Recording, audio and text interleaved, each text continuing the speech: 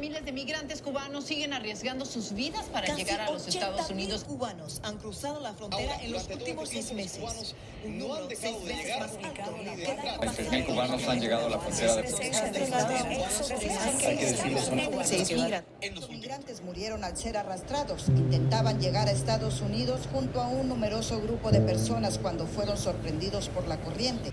Desde el 1 de octubre del 2021 y hasta el 3 de septiembre del 2022, llegaron 197.870 cubanos y cubanas a los Estados Unidos. Todos esos números son personas, familias, trabajadores, estudiantes, hijos, madres, abuelas, hermanas. Cada número es una historia y todos tenemos o escuchamos de alguien que se quiere ir de Cuba, que lo está vendiendo todo, que no aguanta más. También tenemos o conocemos a alguien que ya lo logró. Yo tengo una amiga. El pasado 29 de julio inició su travesía. Son mis últimas horas en Cuba. Y me invaden demasiados sentimientos. No sé, siempre ha sido mi sueño, pero no se siente ahora como que estoy cumpliendo el sueño. Siento que estoy dejando pedazos de mí atrás. Estoy dejando mi vida entera por lo incierto, para luchar por tener una vida digna. Lo lamento por la gente que quiero, pero no me arrepiento de dejar este país, porque sinceramente en este país me siento apátrida, no me representa. Bienvenida al canal Iralis Escalante. Gracias. Bienvenida a Estados Unidos también. Oh, gracias. Después de un viaje bastante largo. Sí, aunque no fue tan largo como para otras personas, realmente 13 días. Es verdad, no fue tan largo. Bueno, largo todo el tramo que recorriste, pero en Sí. tiempo lo hiciste en tiempo récord. Sí, tuve muchísima suerte, la verdad. ¿Por cuántos países fueron? 5, ¿no? 4. Bueno, desde que salí de Cuba hice escala en Santo Domingo, Jamaica, Nicaragua, Honduras, Guatemala, México y Estados Unidos. Comencemos por el principio. ¿Tú recuerdas cuándo fue la primera vez que pensaste o que sentiste que te querías ir de Cuba? Sinceramente no lo recuerdo, porque desde que tengo prácticamente uso de razón, que ya tenía las ganas de volar, de ser independiente, de buscarme la vida, porque nací en una familia bastante pobre en todos los sentidos. Sabía que en Cuba no tenía posibilidades y simplemente me enfoqué en hacerme de una profesión, hacerme de una carrera y salir de Cuba en cuanto pudiera. Pero más bien por un tema económico. Por ejemplo, cuando pasó el ciclón Ai, nos evacuaron porque la casa en la que vivíamos era bastante humilde y, bueno, pobre. Y no saber cuando llegara en la mañana si me iba a encontrar con casa o no, ¿sabes? Eso es descorazonador, es fuerte. Y entonces yo sabía que la oportunidad para mí, para mi familia de tener algo alguna vez en la vida iba a ser irse. ¿Sabes? Siempre ese fue el impulso. Pero a raíz de los últimos eventos que empezaron a suceder en Cuba, después del 20 de noviembre, después del 11 de julio, ya se volvió, quiero irme, ya no estaba bien ni siquiera con el gobierno, ni siquiera económicamente, era que ya no cabía en Cuba. Bueno, cuéntanos, porque hablaste de la carrera y tal, cuéntanos qué hacías, dónde vivías, de qué trabajabas, cómo te ganabas la vida. Yo estudié en un principio informática, hice técnico medio informática, luego fui a trabajar a la universidad porque mi mamá no podía mantenerme mientras yo hiciera la universidad, entonces lo que conseguí fue un trabajo en un laboratorio de informática. Mi primer salario eran como 315 pesos, una millonada para mí cuando me vi con aquel dineral, imagínate. ¿Cuántos dólares eran eso en aquel momento? En aquel momento, 15 CUC. 15 CUC al mes. ¿El salario mínimo en ese momento que era? ¿250? 240. 240 era el mínimo. 240 o sea, $10. En aquel momento. De ahí llegó Raúl Castro con sus lineamientos. Los adiestrados nos quedamos sin plaza fija. ¿Qué serían los adiestrados? El adiestramiento es cuando te gradúas, te dan como unos años para que te adiestres en tu profesión, ¿ves? Como el servicio social, algo así. Pero que es 1 año de adiestramiento y 2 de servicio social. Hice 3 ahí en la universidad, se congelaron las plazas. No pude tener una plaza fija porque más bien sobraba gente, que ahí surgieron los disponibles de la revolución, no desempleo nunca, los disponibles de la revolución, y fui una disponible de la revolución. Pero yo creí que los disponibles de la revolución eran los que trabajaban, los que se quedaban con la plaza. No, los que nos quedamos fuera, que estábamos disponibles para la revolución cuando nos hicieron. Es todo lo contrario, es que están disponibles para lo que venga, para lo que los manden. Ahí comenzó la lucha para sobrevivir. Trabajé en una cafetería, de ahí trabajé en una pizzería vendiendo pizza y refresco, hasta que encontré un trabajo en la notaría. Y me toca justo en el momento en que en Cuba, yo me tocaron vivir momentos históricos importantes. De ser de los disponibles, pasé a trabajar en la notaría justo en el momento en que Fidel Castro dejó que se vendieran las casas y los autos, porque eso no se podía hacer hasta ese momento que yo empecé a trabajar en la notaría. ¿Y fue Fidel o fue Raúl? Fue Fidel. Bueno, fue Raúl. Pero fue cuando Fidel dejó el poder. Eso fue como en el 2010. Eso fue en el 12. Y entonces las notarías se colapsaron. Yo llegaba a las 8 de la mañana y haciendo documentos no me paraba más hasta las 3 de la tarde. Entonces una amiga me habló de una plaza en un pre, ¿sí? En el pre Barona, allá en Holguín, de informática. Y ahí fue que empezaron mis problemas serios con el tema político, porque empiezo a trabajar ahí en la escuela, ya yo entré a la universidad, me pongo a repasar, hice las pruebas de ingreso y cogí derecho en la universidad. Cuando estudias en la universidad en segundo año constitucional, que es todo lo de la Constitución, y te das cuenta que, ¿what? Es una cosa lo que dice, otra lo que debes hacer, en fin. Yo era militante de la juventud, querían que yo fuera la secretaria del comité de base, pero tuve una discusión con una persona del partido. Yo me estaba quejando porque el salario no alcanzaba y tal, que no me alcanzaba ni para tomarme un helado, y él me contestó que se podía vivir sin tomar helado. Eso fue un problemote en la juventud municipal y tal, por problemas políticos e ideológicos. Terminaron expulsándome de la juventud, me votaron.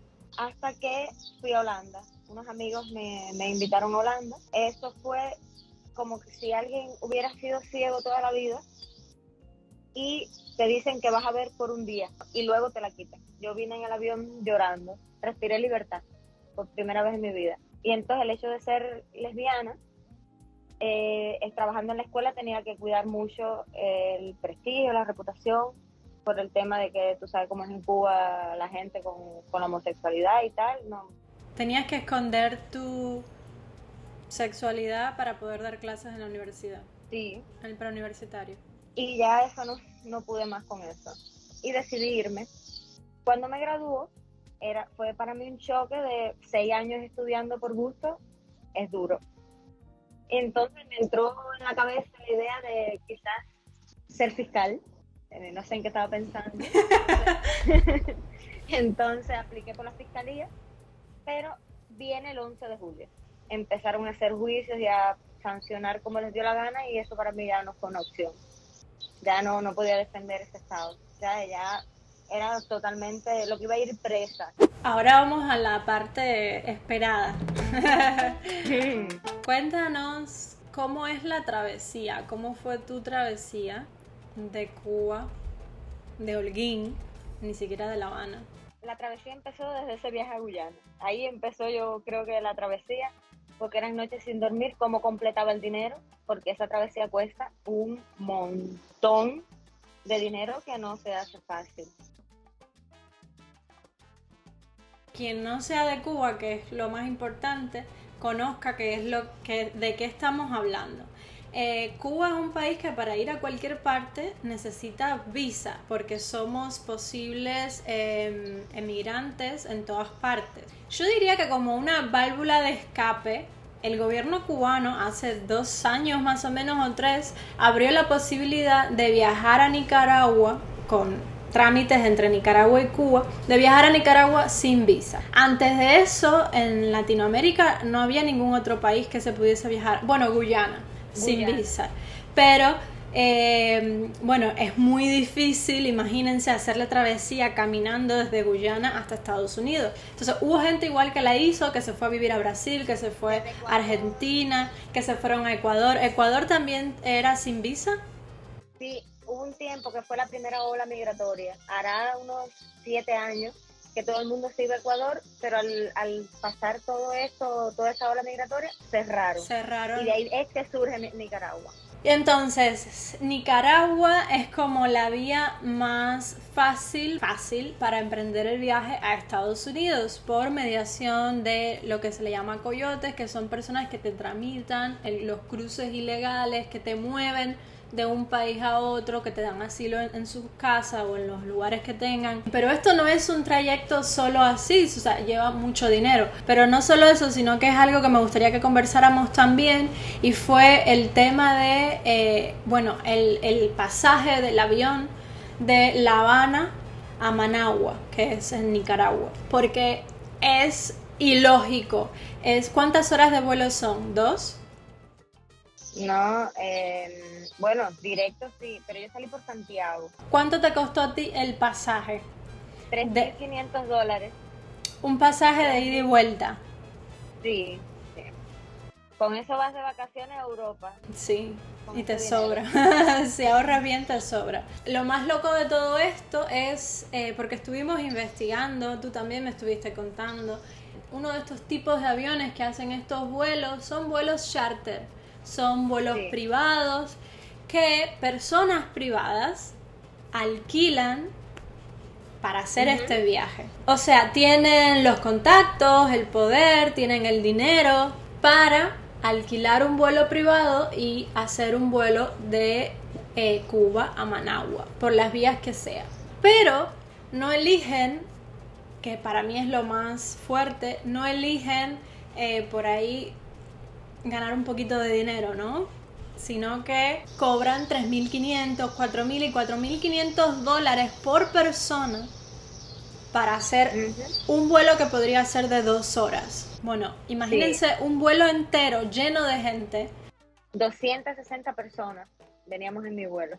260 personas por $3,500. Y no tienes el derecho de reclamar si no puedes subir por papeles, por problema de papeles, porque tengas el COVID, por cualquier cosa de esas. Uno de lo primero que te dicen es, no se te devuelve el dinero. O sea, es dinero que pierdes. Y ahí es donde las familias y los miles de cubanos, pues lo venden todo. Venden sus casas, venden lo que tengan. Y lo que no tienen también porque lo piden prestado. Entonces, esta es la situación. Para arriesgar sus vidas. Entonces hay un grupo de personas, hay un gobierno que primero los aprieta, una dictadura que les aprieta, les hace irse, les da esta vía de escape para que al final no explote el país. La gente se va de todas las maneras posibles, arriesgando su vida, debiendo mucho dinero para llegar al sueño americano. Ahora, ¿cómo es ese trayecto? Ya que estamos en contexto y la gente entiende. Primero, antes de salir de Cuba, tú coordinas todo con el coyote. Buscar un coyote es toda una labor investigativa. A ver con quién se fue este, con quién se fue aquel, con quién es más seguro, porque últimamente en México te agarran y te regresan. Y yo creo que yo prefería morirme a que me regresaran, créeme. Y entonces encontré un coyote que movió a una amiga que cobraba $5,050. $5,050. ¿Y esos 50 de qué eran? Porque ellos lo dividen en parte. Tenía que pagar 1,700 en Nicaragua cuando llegara, 1,550 en Tapachula. ¿Por qué motivo? Porque la tasa de cambio en México cambió. Entonces, para ellos poder hacer el número en pesos mexicanos, le subieron $50 más a la trayectoria esa. Y 5,580 en Puebla, más 220 para cruzar el río. Wow. Así en ese orden. Hasta para cruzar el río. Porque es un coyote que te lleva, un guía, que necesitas que te lleve hasta el río.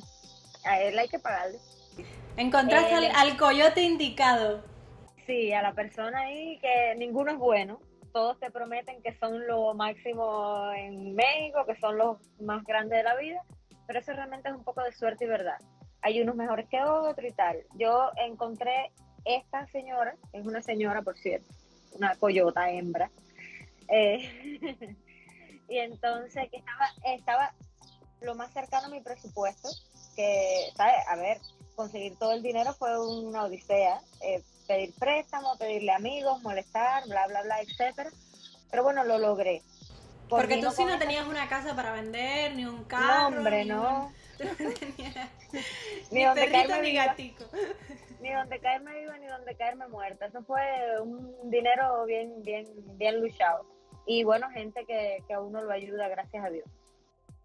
Y entonces coordino con la señora, le mandas una fotografía tuya, salimos mi primo y yo, un primo mío de allá de Cuba también, salimos juntos, le mandamos una foto y cuando llegamos a Managua nos estaban esperando. Ahí en el aeropuerto, ¿sabes? No hubo que esperar, ellos estaban ahí súper atentos. Y ya nos buscaron ahí y nos llevaron para una casa, ahí en Managua. Acá.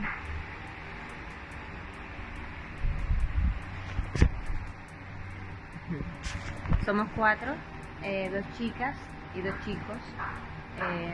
Salimos de aquí el lunes por la madrugada, sería madrugada del domingo, amanecer lunes. Nos atienden bien para ser maleantes, buena atención. Nosotros llegamos un viernes en la noche, pero los fines de semana, según nos dicen ellos, se ponía mal a la policía, que había que pagar muchos retenes y tal. Entonces esperamos al lunes a la 1 de la madrugada. Salimos de Managua, que cuando sales de Cuba no sales con equipaje. Yo traía 5 mudas de ropa, jabón, pasta de dientes, un cepillo, una toalla, una sábana y toallita húmeda. Y 2 pares de zapatos. El que traía puesto y otro por si emergencia. Ya, eso es todo lo que sales de Cuba. Tienes que dejar prendas, tienes que dejarlo absolutamente todo. Claro. ¿Sabes? No, ni fotos, ni cargar con cosas de recuerdo. No. Claro, no, es otro y tipo ropa, de migración. Y ropa, ¿sabes? No de primera calidad. Salí el 29 de junio de Cuba y el 1 de julio empezamos la travesía como tal. Ahí nos llevaron un carro privado, un auto cómodo. Nos llevaron hasta la frontera con Honduras. Salimos 4 muchachos de allá de Managua, mi primo y yo, una chica de 19 años y otro muchacho que era de Matanzas. En la frontera con Honduras nos estaba esperando una persona. Ya llegamos, eran las 6, casi 7 de la mañana, ya era de día incluso. Para pasar de Nicaragua a Honduras muy sencillo, lo único que hay es un cercado de metal, ya, pero ahí está roto, ¿sabes? No hay una oficina, no hay, esto está como un maizal a un lado, la cerca al otro, pasas un caminito y ya estás en Honduras. Ahí nos montaron un motor y nos llevaron para una casa, nos dieron desayuno, descansamos y a las 8:30 nos llevaron para migración, ahí en Honduras. Habían allí un promedio de 500 personas, quizás más. Se está hablando entre haitianos, colombianos, de Bolivia, de Venezuela, que gente que está emigrando, pero que ahí tienes que pagar una multa de $240 para que Honduras te dé un salvoconducto de que tienes que abandonar el país en 5 días, pero que en esos 5 días tienes permiso de estar ahí por si te agarran las autoridades migratorias. Sacamos los salvoconductos, pagamos. Y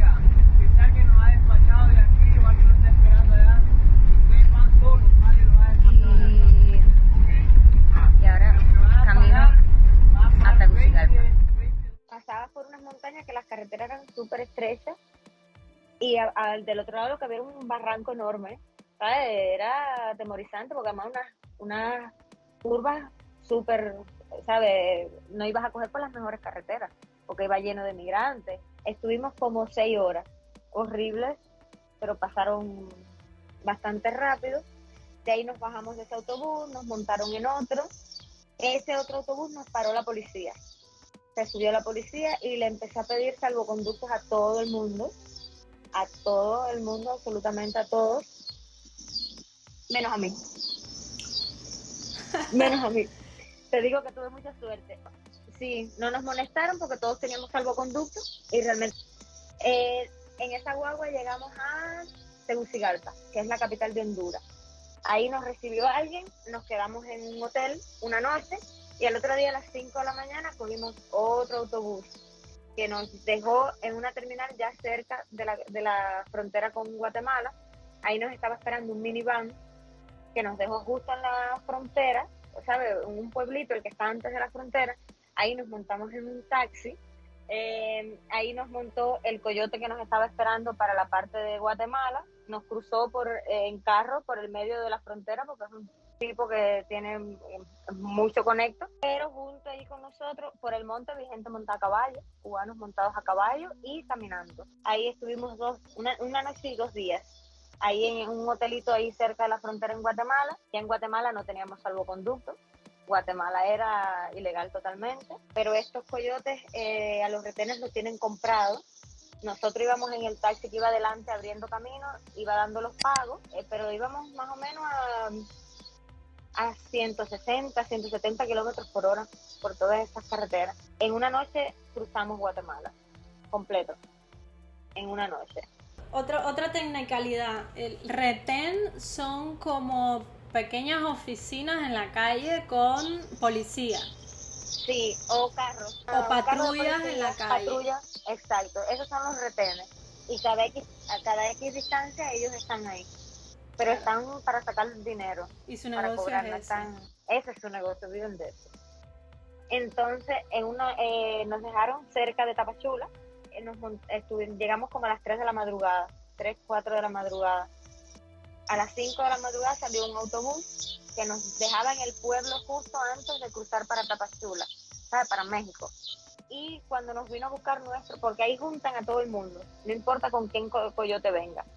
Ahí en Guatemala nos cruzan un río que es tablas puestas en una goma de carro y ahí te cruzan. Y ya estábamos en Tapachula. ¿Cuánto tiempo ese cruce por el agua? Tendrá 50 metros de ancho el río. Pequeño. Entonces ahí todos estábamos contentos, llegamos a México sin problemas, ¿sabes? La primera victoria, más cerca de la meta. Entonces nos vinieron a buscar en un camión de transportar animales, literalmente. Nos montaron ahí, estuvimos como 1 hora de camino, por terraplenes, ¿sabes? Escondidos de la policía. Nos dejaron en un maizal, y en ese maizal venían taxis, porque era más normal en la ciudad ver taxis que camiones. Entonces tuvimos que esperar unas 4 horas, sin dormir, la noche entera sin comer, estábamos muertos. ¿Qué eran cuántos más o menos? Esos mismos 70. Eran, okay. Imagínate, 15 taxis para 70 personas. Y nos llevaron a un hotel en Tapachula. En Tapachula podías andar a tus anchas. Fuimos a la Western a cobrar el primer pago, los $1,550. Hasta este momento andábamos 4. Pero hubo un muchacho que recogieron en Guatemala y nos los unieron al grupo. Este muchacho era una persona loca. A las 5 de la mañana me despierto y estaba sentado en la cama mirándonos a la otra chica y a mí. Sí, ¿oíste? Y no tenía dinero. Él vino a hacer la travesía sin dinero y llorándole a todos los amigos que le prestaran dinero según sobre la marcha. En fin, una persona bastante... ¿Cubano también? Sí, cubano también. Pero a lo largo de la travesía, del tiempo que estuvimos ahí, era buena persona. Lo único que le faltaban unos tornillos, pero era buena persona. Ahí en Tapachula salimos a las 6 de la mañana y nos llevaron para una casa en la costa, ahí mismo en Tapachula, pero ya cerca de la costa. Ahí estuvimos el día entero. Como a las 11 de la noche salimos, nos montaron una lancha que tendría unos 11 metros de largo por 1,5 de ancho. Entonces, con 2 motores Yamaha preborda, que iba bastante rápido, nos sentaron a las mujeres detrás, más cerca del motor, y a los hombres los montaban delante. Donde cuando la lancha coge velocidad se sube y es bien, bien peligroso. Y sí, ahí de noche. Ahí no sabes ni siquiera si alguien se cae, básicamente. No, y si se cae, se quedó ahí. Ahí habían mujeres con niños, había un matrimonio con una niña de año y algo, casi 2 años, y una más grandecita. Ahí fue el primer problema. porque ella pretendía y pidieron ahí a la gente que las mujeres que íbamos detrás nos cambiáramos para adelante para que su marido fuera con ella. ¿Sabes? Ese fue yo no estaba dispuesta a eso. Yo podía ayudarla con la chica, con la niña y tal, pero no, ¿sabes? No podía arriesgarme a ir delante y desprenderme de la lancha, ¿no? ¿Qué tipo de seguridad tenían en la lancha? O sea, ¿cómo se aguantaban? Ninguna. Ahí simplemente te sientas en el asiento de la lancha, que no es un asiento que es recto, tiene superficie y en la espalda también superficie, y simplemente te tienes que sentar y rogarle a Dios. Ahí no hay... Tipo, te aguantas de la misma lancha. Y entre nosotras mismas, ¿sabes? Te agarras de la que va al lado tuyo, la otra de la que va al lado tuyo, ahí todo el mundo se agarra y es la única manera que tienes de agarrarte. La noche antes de nosotros salieron a una tormenta, un aguacero tremendo. No sé cómo habrán llegado esa gente. Ese día que nosotros salimos, el mar estaba espectacular. 13 horas estuvimos en la lancha. 13. Wow. 13 horas sentada ahí. No, ya yo no tenía nalgas, me dolían. Las que no tengo me dolían, no sé. Las piernas, al no poderlas estirar, me dolía la espalda, porque la pared de la lancha tener esta... No era, como no relieves. Era recta, exacto, al moverse te choca y te golpea. ¿Agua, bebida, comida? No, nada. Ahí no puedes ni comer ni beber nada, porque si te da ganas de hacer pipi, en el mejor de las circunstancias, tenías que hacerte encima. No iban a parar a que hicieras pipi ni que hicieras nada. Eran 13 horas ahí a aguantar. Yo sabiendo ya que íbamos a estar un montón de tiempo, como 2 horas antes ya no tomé nada más, ni comí nada más, para evitar pasar por una situación como esa. Wow, entonces, muy fuerte. Es inhumano. La peor experiencia que he vivido en toda mi vida. ¿Y en todo el viaje? En todo el viaje. Eso a mí, te lo juro, que me cambió. O sea, no sé, fue fuerte. Entonces hay un punto en el que tiene que entrar por un manglar que es estrecho. Nosotros llegamos como a las 4 de la mañana y ahí tuvimos que esperar como 1 hora a que saliera el sol para que los lancheros pudieran ver. Y de estar en la lancha parada en el mar, tú sabes que se mueve, y ahí empezó todo el mundo a vomitar. Ahí del lado tuyo, al otro lado, de frente, un montón de gente vomitando, los niños llorando. Es descomunal, porque además, en toda esta situación, lo único que pensaba era, Dios mío, que no escuchen a los niños llorando, porque si me coge la policía aquí, yo me muero, literalmente. Salió el sol, gracias a Dios. Yo lo único que quería era que el tiempo pasara lo más rápido posible. Y no te podías todavía ni parar. Nada, y no te puedes parar, no puedes hacer nada. O sea, intenta sentarte de un lado, del otro, tratar de estirar las piernas, pero tienes a alguien de frente. ¿Sabes? Claro. 1,5 metros. Tienes a alguien sentado al frente, alguien sentado en el medio, tú, ¿sabes? Y entonces era un ratito... ¿En el medio también?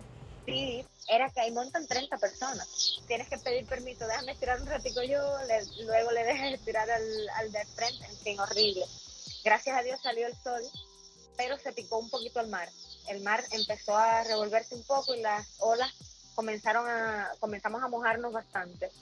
Finalmente, gracias a Dios, llegamos como a las 9 de la mañana al punto donde nos soltaron. Ahí era un lugar en el medio de la nada. Llegamos y tuvimos que caminar como 1 hora. Y nos metieron en una casa donde nos dieron en todo el día un caldo de pollo con una papa hervida dentro y alguna otra vianda mexicana que yo no conozco. El baño estaba en una situación precaria, pero ahí mismo tuve que entrar a bañarme porque era agua de sal completa. El pelo todo era agua de sal. Nos bañamos, tiramos una colcha que traía un muchacho en el piso y ahí nos acostamos y dormimos como 3 horas porque yo no pude dormir y tenía la espalda llena de moretones. Claro. Llena de moretones, de todos los golpes. No me podía sentar porque tenía toda la piel de las nalgas magullada. ¿sabes? Ahí llegas en una situación precaria. O sea, que la gente mayor que hace ese recorrido, no sé tiene que pasar por eso. No sé cómo lo logran, no sé cómo lo hacen, porque de lo verdad, hacen.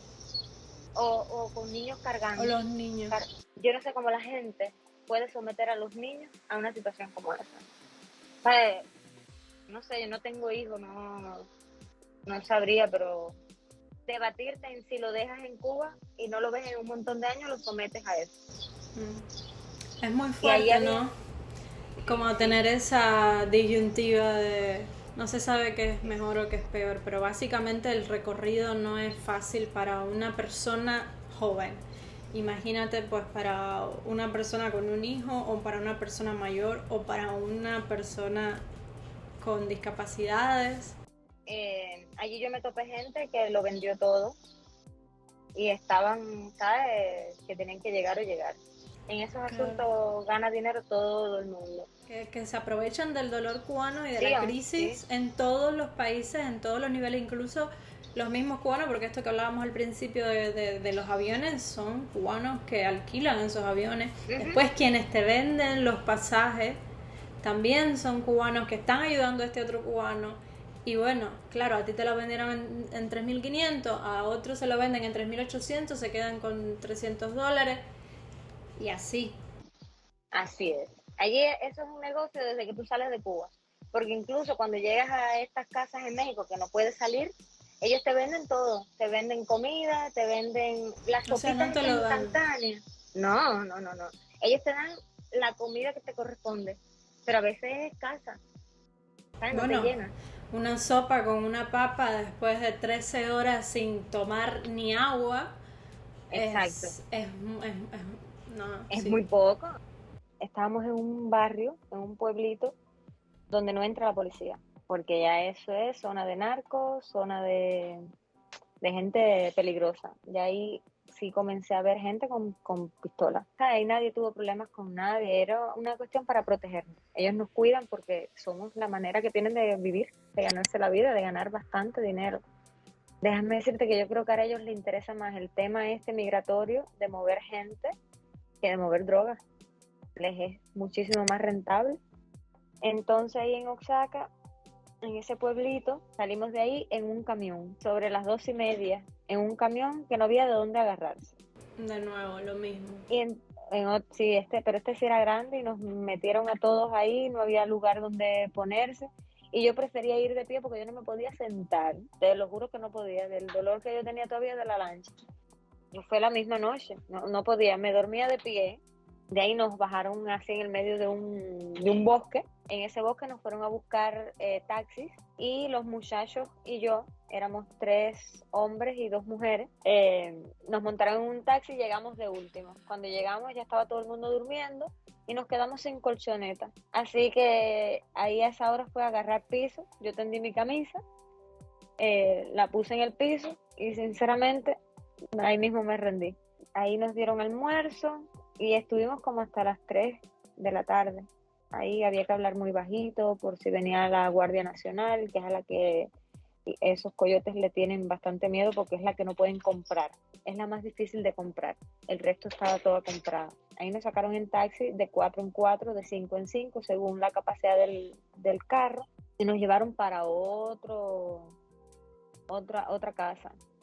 Ahí estuvimos hasta por la noche, más o menos hasta las 12 de la noche. Me dio tiempo a bañarme y tal, y como a las 12 salimos otra vez en carro, pero esta vez sí nos montamos de primero. O sea, lo de la colchoneta no podía volver a ocurrir.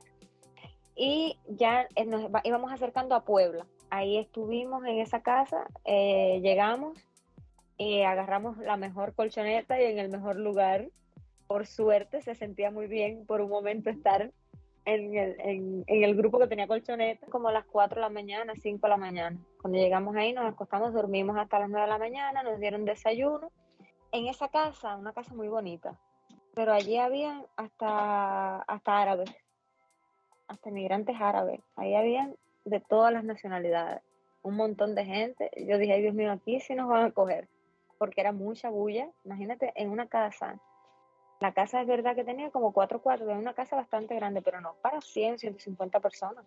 Entonces, en algún momento del día, de la mañana, nos separaron por líneas. Nosotros éramos Chiapa, es como se llamaba la contraseña de nosotros, pero había gente ahí de un montón de coyotes. Cada cual dio su contraseña.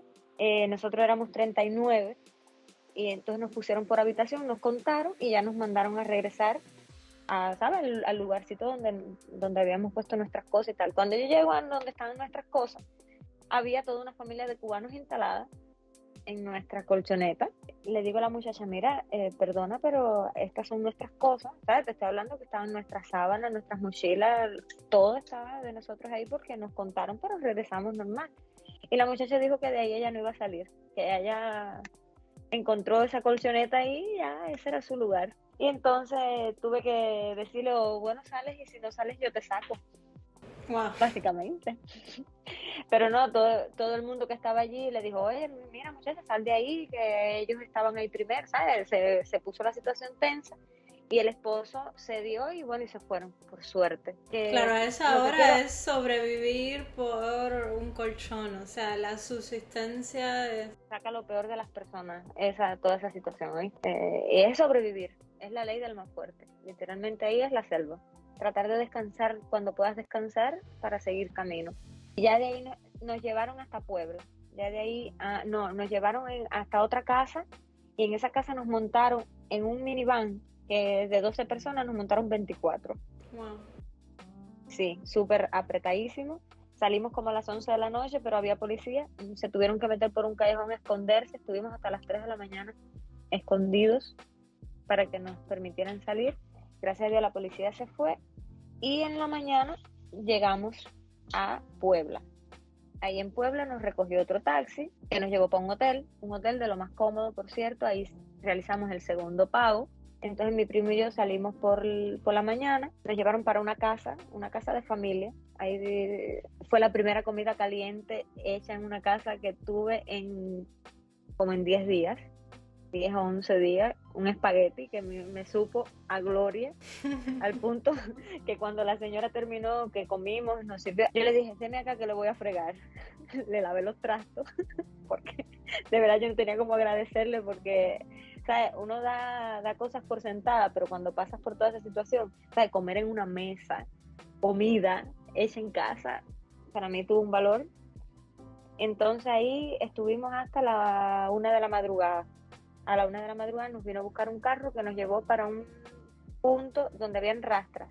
Nos montaron una rastra adelante, donde se supone que debe dormir el chofer. Ahí nos acostamos los 4 y ahí estuvimos 12 horas y media. Wow. En esa rastra. Ahí hubo un punto en el que nos pudimos sentar. A ver, no fue nada que ver con la lancha. No, pero iban acostados. Pero tampoco estar acostado 12 horas y media es muy divertido. ¿De noche ese? Sí, era la 1 de la mañana.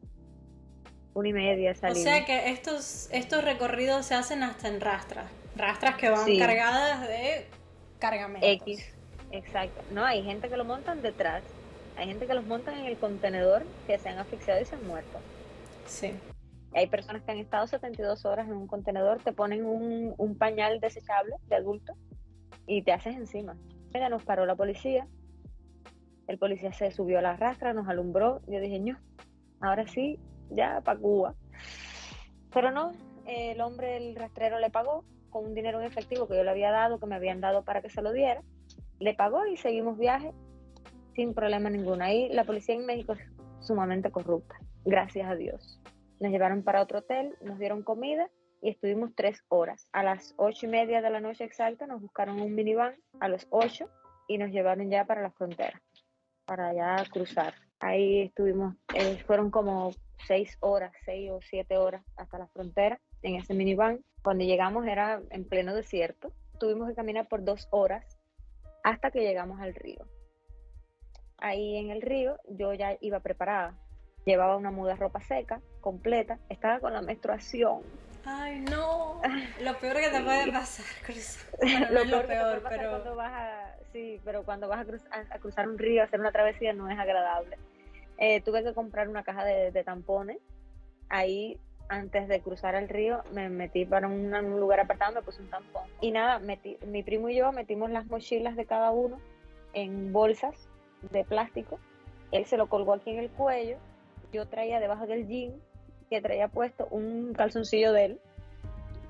Me lo enganché, ¿sabes? Nada más fue bajarme el jean y quitarme los zapatos para cruzar. Eso hice, lo eché en la bolsa de plástico para que no se mojara y poder estar seco, porque cuando te atrapan en la prisión a la que te llevan es muy fría. O sea, tienes que garantizar mínimo no estar mojado, si no la pasas muy mal. Al principio, cuando te metes en el río, lo crucé descalza para evitar que se me mojaran los zapatos, porque los zapatos que me puse para la lancha se mojaron. No me daba tiempo a lavarlos ni que se secaran, los tuve que tirar. Entonces, cuando entrabas al río, el río me daba un poco por encima de las rodillas, pero ya cuando ibas avanzando, ya que estabas casi, el río tendría 50 metros de ancho. Ya cuando ya estás llegando al otro lado, ya me daba aquí al pecho. Estaba bien hondo. Y por debajo la corriente fuerte, que te lleva. Pero tuvimos la suerte que de los 8 que cruzamos, eran 6 hombres y 2 mujeres nada más. Entonces ellos lo que hicieron fue que se nos pusieron a los lados, y mi primo es muy alto, y él cruzó los bolsos y me cruzó prácticamente, que me empujó así hasta la otra orilla, porque no podía, ¿sabes? No podía dar un paso, porque cuando dabas el paso la corriente te arrastra.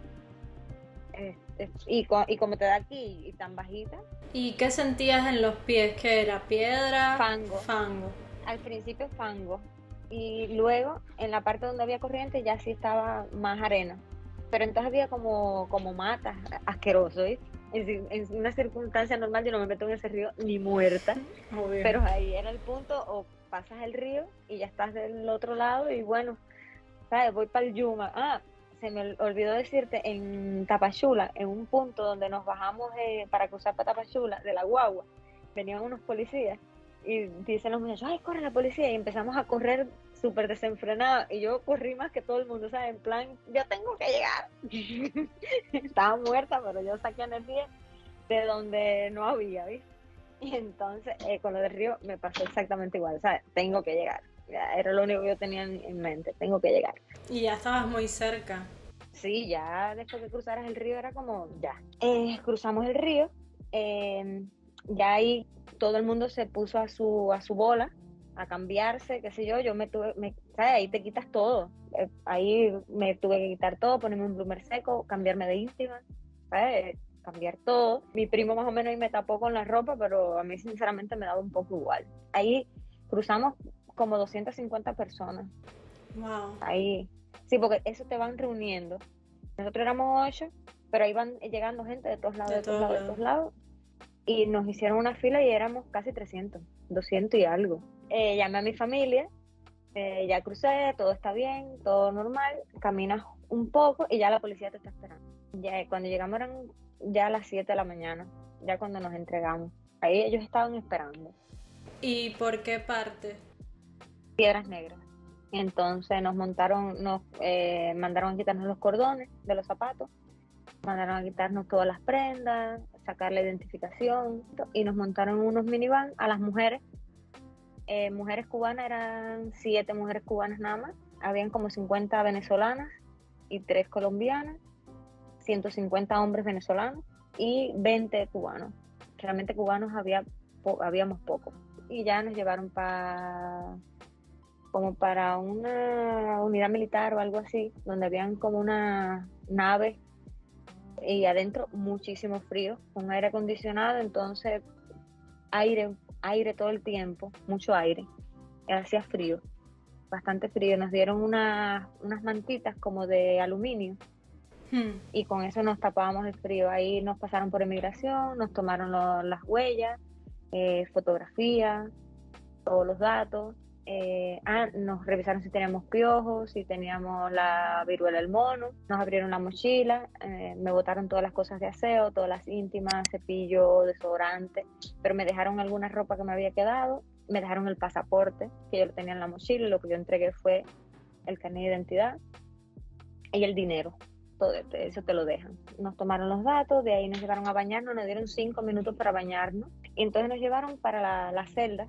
que las celdas no eran con barrotes, eran cuartos. Ahí te quitaron el teléfono, nos quitaron los teléfonos, hubo que dejarlos en las mochilas. Entonces eran cuartos muy blancos, todo era blanco y cristal. Teníamos unos colchones de esponja, como un poco así de 10 centímetros de ancho, de alto más o menos. Estaban cómodos y nos dieron estas mantas de aluminio térmicas, las mantas térmicas estas que nos protegían bastante del frío. Nos dieron muchísima comida, habían cajas de manzana, todo lo que quisieras comer, jugo, bastantes snacks. A los niños le tenían toallitas húmedas, pamper, incluso un televisor con películas, que podías ver un poco de película. Yo por suerte, como hablo inglés, con los guardias que nos estaban cuidando, ¿sabes? Cada vez que alguien hablaba inglés era como, oh, wow, hablas inglés, que genial. Y hice bastante confianza y nos ponían la película que quisiéramos. O sea que les trataron bien. Sí, muy bien. Nos trataron muy bien. ¿Sabes? Ahí no te puedo decir. Dicen que con los hombres es otra historia. No sé, pero... Yo he escuchado otras historias con mujeres en otros lugares que no les tratan bien. Ahí sí. Había unos más agradables que otros, pero sí. Pero yo vi que eran bastante nice con todo el mundo.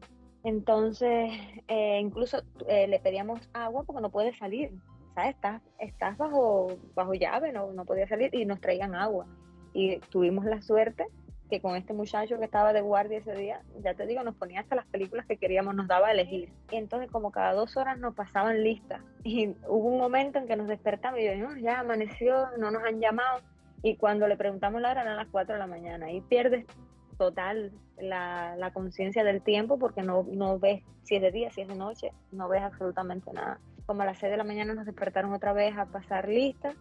Limpiaron el cuarto, nos dieron desayuno, nos dieron leche, jugo, un burrito, nos dieron comida, sándwich, nos daban unos burritos mexicanos ahí de jamón y queso, el del desayuno que no estaba tan malo. Y a las 10 de la mañana nos llamaron por nuestro nombre y ya nos llevaron para migración. Ahí nos empezaron a llamar por los nombres, nos entregaban una serie de documentos y ya ahí sabías con qué documento ibas a salir. El I-220A, parol y tal. Todas las mujeres que estábamos allí salimos con parol. Ya nos entregaron los documentos, a mí no me dieron celular, no me dieron billete, nada. Yo salí libre. Ahí nos llevaron en guagua hasta una iglesia. En esa iglesia comprabas un pasaje en otro autobús que costaba $50, que yo los traía para San Antonio. Te dejaban o en el aeropuerto, si ibas para Miami o para otro estado, o te dejaban en un refugio ahí hasta que te fueran a recoger. Yo tengo unos amigos en Austin, ya yo había coordinado con ellos que ellos me iban a recoger, ya fui hasta San Antonio y de Austin me fueron a buscar en carro porque es 1 hora. Ahí estuve 2 días con ellos, me llevaron el primer día que llegué a un steakhouse, con un filetón así de carne de res, fue como wow, estoy en el Yuma. Pero no sé, no concientizada. ¿Sabes? Salía, veía y, ¿sabes? En plan, estoy aquí y ya yo he salido del país, había salido del país antes, lo mejor es que no tengo que regresar, ¿sabes? No es obligado que tenga que regresar. Y no sé, es raro.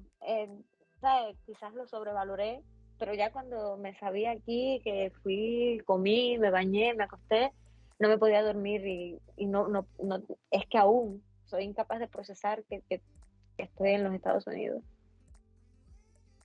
Ahí de Austin me pagué un ticket de avión y vine para Dallas, que es donde me estaban esperando para darme refugio, asilo, hasta que pueda valerme por mí misma. Y bueno, a ver, el día 30 hace 15 días.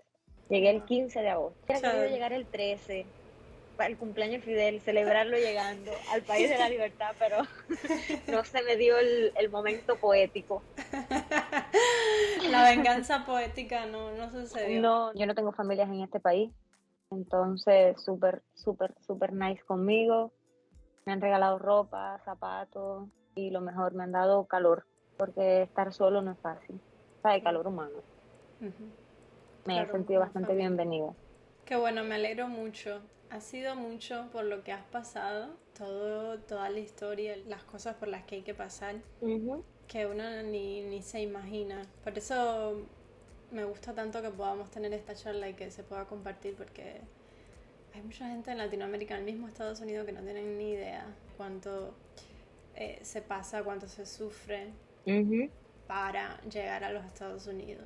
Y no es porque simplemente querramos estar aquí listo. Uno, yo siempre digo que tiene que ver, bueno, en Cuba en ese caso es por la dictadura que tenemos, el régimen que hay, que nos expulsa básicamente. Sí. Las necesidades básicas, el no poder hablar, el no poder expresarte, el no poder tener una opinión diferente. No puedes vivir. Es que en Cuba no se puede vivir. Quizás cuando tú vivías en Cuba era más llevadero, pero ahora mismo Cuba está invivible.